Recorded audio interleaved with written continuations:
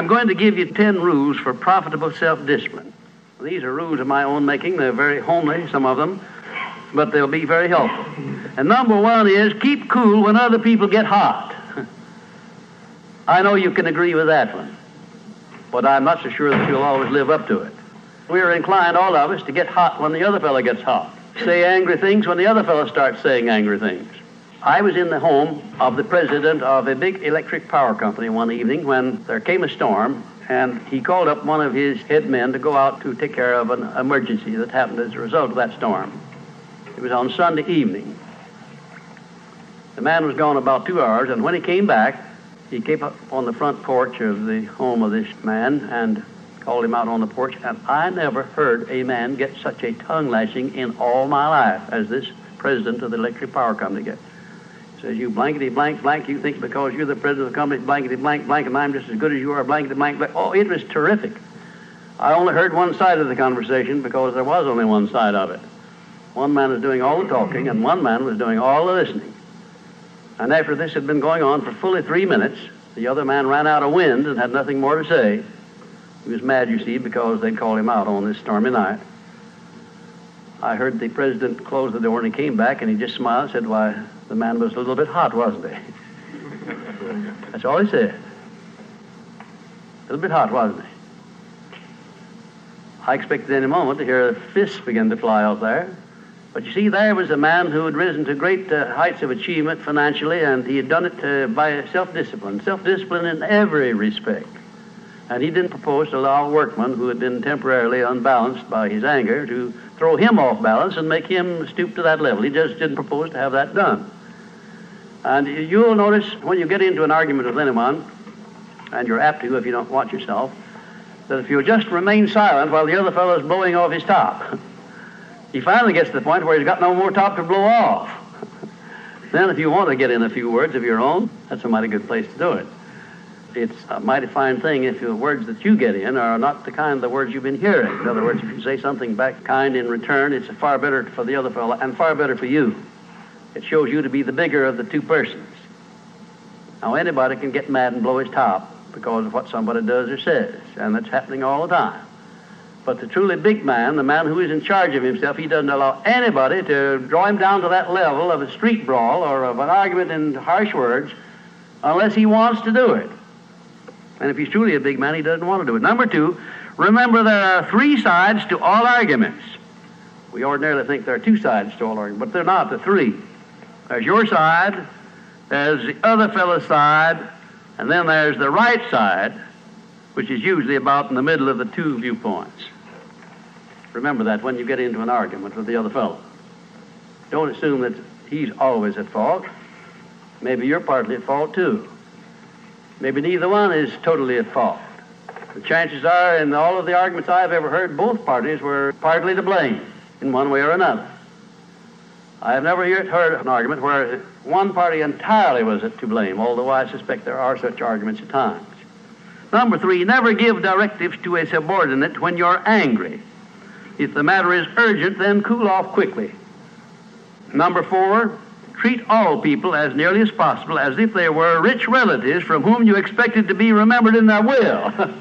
Now that's a good one. That's a honey. That is a honey. If you just do that, treat all people as if they were rich relatives from whom you expected to inherit something at their death. And you can do that. You know, if you had a rich relative that had $1 million he was going to leave to you, or you suspected he was going to, it wouldn't make very much difference what he said or did. He would never throw you off balance. You'd never talk back to him, would you? Of course you wouldn't. You'd be quite silly if you did. Keeping quiet for $1 million seems to me to be a very easy price to pay. Number 5, look for the seed of an equivalent benefit in every unpleasant circumstance with which you meet, no matter what the unpleasant circumstance is. Make it a point to discipline yourself so that you look for that seed of an equivalent benefit, and you start looking in connection with the circumstance. Don't wait a week or two till you've all worked yourself up about it. Start right in where you stand. It'll lessen the blow. It'll lessen the hurt of the wound, whatever it happens to be, if you start looking for that seed of an equivalent benefit. And number 6, learn the almost forgotten art of asking questions and then listening to the answers instead of getting the other fellow told off. It gives you an awful lot of satisfaction when you're angry to get the other fellow told, doesn't it? And the temptation is very great to do that. I know, because I've been there many times. Don't do it. Be bigger than that. Listen to what the other fellow has to say, and then when somebody makes a statement that you're not sure about, learn to ask this one question. It's one of the most important questions in life. It'll serve more purposes than any other short question that I can think of. When somebody makes a statement that you're not sure about, or that you doubt, or that you question, ask a 4-word question. How do you know? And then wait for an answer and see him squirm. Oftentimes there is no answer. People make wild statements that they can't back up. And instead of getting into an argument and making an incident out of the matter and getting yourself worked up into an argument, let the other fellow stew in his own fat by putting him over the barrel of that question, how do you know? I had a clergyman in my class once who was very, I just don't know exactly how to describe him. He was a fanatic, you might say, on the subject of religion. And he was sure that he knew exactly what was going to happen to me after death. He said so in no uncertain terms, not in the class, but in a private conversation. And he raved and ranted for quite a little while about it. And when he got through, I said, how do you know, parson? And that really put him over the barrel. He said, that's the way I feel about it. That's my faith. I said, well, now, having belief and faith is one thing, but having evidence is something else again. How do you know what's going to happen to me after I die? I don't know, and I doubt that you do. How do you know? Well, he never did give me a satisfactory answer. There are a lot of questions that come up in life in connection with which, if you'll ask that one thing, how do you know, you'll find that the other fellow will be off balance, and you don't need to make an incident out of what he says. You don't need to get mad at what he says. 7, never say or do anything which may influence another person without first asking yourself this question: will it benefit him or hurt him? And if it will hurt him, don't do it. Don't say anything or do anything that would hurt another person under any circumstances, no matter how much he may deserve it. Exercise self-discipline. Don't do that, because if you hurt another man, you're going to hurt yourself 10 times as much at least, because that hurt will come back on you. I don't care who you are nor what circumstances you're working under or living under. If you hurt another person, you will be hurt 10 times as much. And if the hurt doesn't come immediately, the rate of interest on that is compound interest on compound interest, and it'll be 100 times as great if you wait long enough.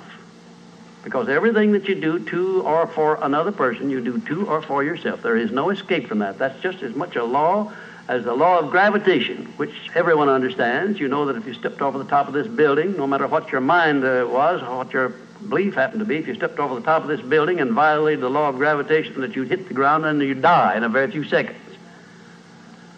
And this law, which brings you back that which you send out, is just as inevitable, just as inexorable as the law of gravitation or any other of nature's laws. Number 8, learn the difference between friendly analysis and unfriendly criticism. Then decide which you wish to live by in your relations with others. Now, friendly analysis is one thing and is welcomed by most sensible people. I don't object to friendly analysis of anything that I do, even though it's very unfavorable. If it's friendly analysis, I like it, because I can improve by it. But if it's unfriendly criticism, very obviously unfriendly criticism, and not analysis, well, then I resent it. I wouldn't be human if I didn't. How can I tell whether it's friendly analysis or unfriendly criticism? How would you go about telling? There are a lot of ways you can tell. You can tell by your relationship to the person who's making it, whether it's friendly or unfriendly to begin with. If it's an enemy, obviously I discount it right off the bat, because you almost know it's going to be unfriendly criticism. I can tell also by the tone of voice in which he does it, by the manner in which he does it. Because a man who engages in unfriendly criticism generally uses a few epithets along with it that clearly indicates that he's biased. If you have self-discipline, you're not going to be influenced by that kind of a person. And number 9, remember that a good leader in any calling is one who can take orders as cheerfully as he gives them.